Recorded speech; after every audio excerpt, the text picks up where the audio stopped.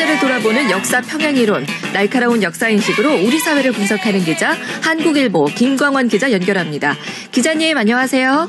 예, 안녕하십니까. 네, 지난주에 참 온 국민을 가슴 아프게 했던 일이 있었죠. 네, 쿠팡 대형 물류센터 화재 현장에서 인명구조를 위해 화염 속으로 뛰어들었던 김동식 구조대장 이틀 만에 주검으로 발견이 돼서 많은 분들이 참 안타까워했었습니다. 예, 저는 모든 죽음이 같은 무게를 지닌다고 생각하지 않습니다. 그러니까 분명히 더 의미 있는 죽음이 있습니다. 네. 그러니까 이번 경우가 바로 그렇죠. 저는 가장 훌륭한 리더십을 보여준 예가 아닐까 생각합니다. 네, 굳이 얘기를 하자면 희생의 리더십이라고 할 수 있겠는데 이렇게 사회 곳곳에서 위험을 감수하는 분들이 없다면 우리의 평온한 일상도 유지되기가 힘들겠죠. 예, 맞습니다. 내일이 6월 25일입니다. 네. 6월은 선대 희생과 헌신을 기리는 달이죠. 가장 생생한 실제 사례가 우리 눈앞에 나타났다 이렇게 생각합니다. 가슴 아픈 일이지만 동시에 희망적인 메시지라는 생각도 듭니다. 저런 분들이 곳곳에 있기 때문에 우리 사회가 심정지를 일으키지 않고 돌아가는 거겠죠. 맞습니다. 또 이런 분들이 남겨주신 메시지를 우리 사회가 또 잊지 않고 두고두고 기리는 것도 중요한 과제일 거라는 생각이 듭니다. 네, 저는 기리는 작업에 대해서 생각을 해봤는데요. 네. 경주 최부잣집 가문이 가장 잘한 예라고 생각합니다. 이 최부잣집 역사는 최진립 장군으로부터 시작되었습니다. 네. 이분이 병자론 때 전사하셨죠. 네. 아예 죽기를 각오하고 전장에 나갔고요. 죽음의 위기가 왔을 때 조금도 주저하지 않았습니다. 그런데 따라온 노비가 2명이 있었거든요. 네. 노비한테 집으로 돌아가라 이렇게 했는데 노비가 거절합니다. 특이한 분들이죠. 그러게요. 함께 전사했습니다. 네. 이후에 후손들이 최진립 장군을 기릴 때마다 두 노비도 함께 재향했습니다. 정말 대단한 실천이네요. 집에 가라 그러면 이제 무서워서 갈 법도 한데. 그렇죠. 예. 이런 역사가 있어서 그런지 최부잣집은 농사 짓는 사람들, 소장농 이런 분들한테 결코 박하게 굴지를 않았습니다. 저는 최부잣집의 그러한 태도가 조상과 함께 순국한 노비들을 기리는 태도에서 나왔다 이렇게 생각합니다. 네. 굳이 말하자면 이 불천이 최진립과 함께 2명의 노비도 가문의 정신적 리더로서 최부잣집의 300년 번영을 이끌었다 이렇게 봅니다. 그러게요.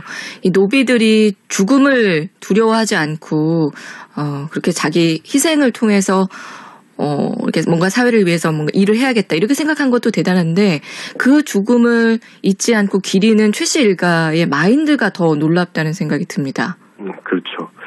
저는 이순신 장군에 대한 이야기도 빼놓고 싶지 않습니다. 네. 이분은 삶에 있어서의 공적은 너무나 크죠. 근데 죽음이 이룬 공적도 거의 못지 않습니다. 좀 애들로 설명하면 임진왜란 당시에 조선은 조연 취급을 받았습니다. 일본은 조선은 비켜라 하면서 명나라와 대결하겠다 큰 소리 쳤고요. 명나라는 자신들이 외란의 주연이라고 생각했습니다. 조선군을 보급부대 취급했죠. 지금도 중국인들 중에 일본을 보면 명나라가 네. 주인공이었다 이런 식으로 얘기를 하거든요. 또 당시에도 또 보면 전쟁 당시에 협상 테이블에도 일본하고 명이 앉았습니다. 그러니까 분명히 우리나라에서 일어난 전쟁인데 협상에서 우리나라는 빠진다는 게 말도 안 되고 화도 나고 좀 그러네요. 그렇죠. 이건 보기만 하면 좀 화가 나죠. 예. 근데 일제는 특히 이제 일본은 일제 강점기에 다시 한번 쐐기를 박았습니다. 뭐냐면 임진왜란에서의 조선은 무능하고 우왕좌왕하고 싸움다운 싸움 한번 못 해본 국가였다. 그리고 또 명나라가 아니었으면 진작에 망했다 이런 결론을 내렸거든요.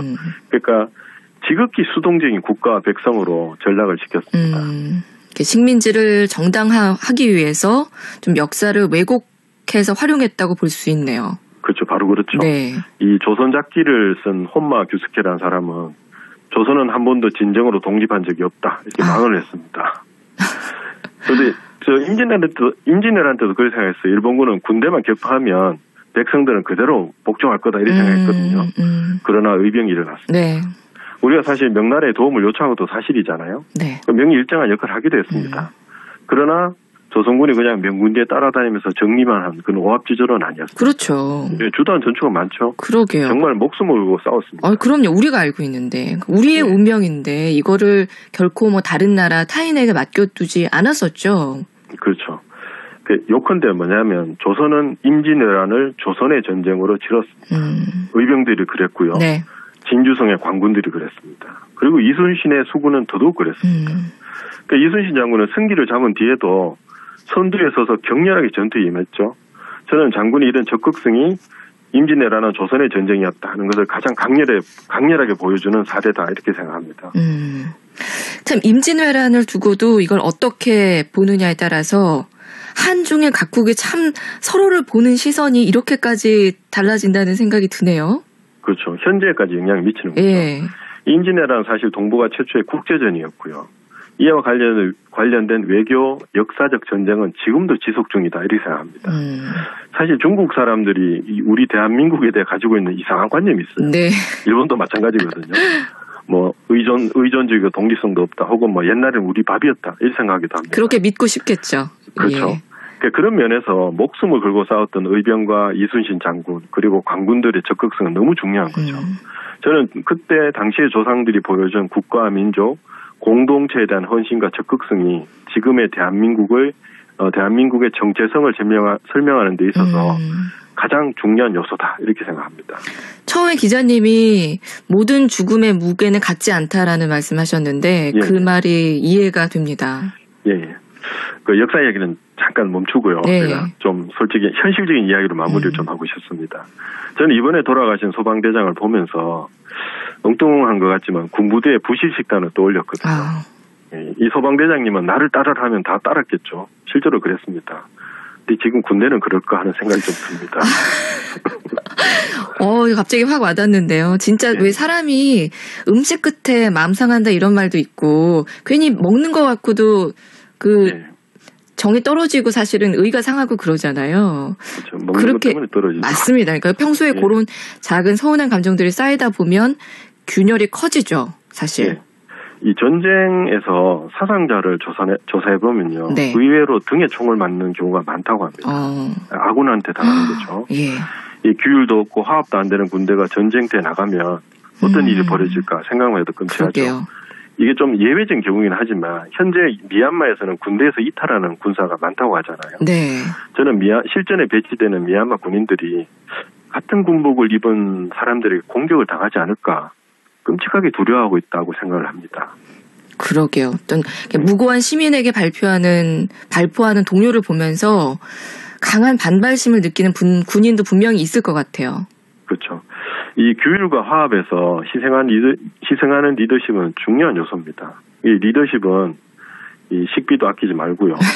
무엇보다 사람을 아끼는 데서 비롯됩니다. 아, 정말, 네. 예, 소방대장님의 희생과 관련해서 조금이라도 우리 사회에서 내가 좀 리더의 위치에 생각하는 분이라면 리더의 덕목을 되새기는 그런 6월이 되어야 되지 않을까 이런 생각합니다. 네.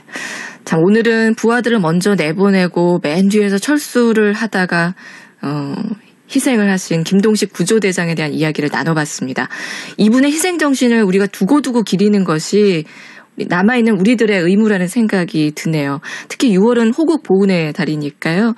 당신의 희생 정신이 더 뜻깊게 다가왔습니다. 기자님 오늘 말씀 잘 들었습니다. 예, 감사합니다.